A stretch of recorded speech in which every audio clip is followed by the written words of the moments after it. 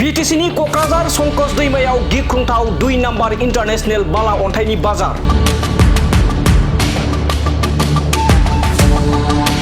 थारैनो नोंथांमोना नुखादों जानो हागौ मुंदांखा साउथ इन्डियानि हिन्दी सावथुन केजिएफ 1 आरो केजिएफ 2 सावथुनखौ। बे केजिएफ सावथुनाव जेरैबायदि सना रुफा बाला अन्थाइनि माइनिं जायो, बेनिख्रुइबो गिख्रंथावसिन संकस दैमानिफ्राय बांलादेशसिम बाला अन्थाइखौ बारहोहरनायनि अजद मिरु इउपिपिएलनि गाहाय नेहाथारि राजु कुमार नार्जारिनि।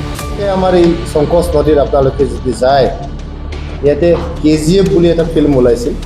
কেজিএফ ফিল্মতকৈ বেছি মানে ডেইলি গধূলি হ'লে শ ডাম্পাৰ ট্ৰাক আজি বাংলাদেশত बाली पाथर লৈ গৈ আছে। सानफ्रोमबो श' डाम्पार ट्राकजों बाला अन्थाइफोरखौ बांलादेशआव बारहोनायनि अजद राजु कुमार नार्जारिनि।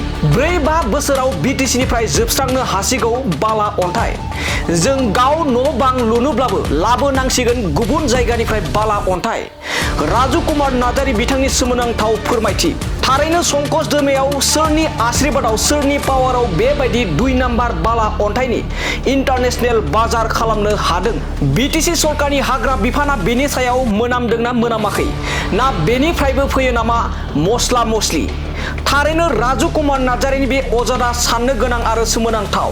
नायदो आरो खोनासंदो राजु कुमार नार्जारिनि केजिएफनि बायदि संकस दैमायाव माबायदि माइनिं जादों, माबोरै इन्टारनेशनेल 2 नाम्बार बाजार सोलिदों, बिथांनि बुंथिखौ खोनासं। আমাৰ এই সংকোচ নদীৰ আপোনালোকে যদি যায়, ইয়াতে কেজিএফ বুলি এটা ফিল্ম ওলাইছিল। কেজিএফ ফিল্মতকৈ বেছি মানে ডেইলি গধূলি হ'লে শ' ডাম্পাৰ ট্ৰাক আজি বাংলাদেশত বালি পাথৰ লৈ গৈ আছে।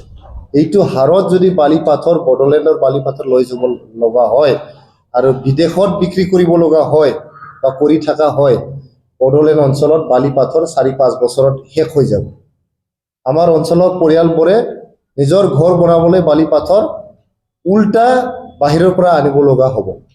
গতিকে এইবিলাক যে ইলিগেল চেণ্ড মাইনিং বা ইলিগেল যে বালি পাথৰৰ খনন, এইটো বন্ধ কৰিবলৈ হ'লে ইউপিপিএলৰ প্ৰাৰ্থীক আমি কি কৰিব লাগিব?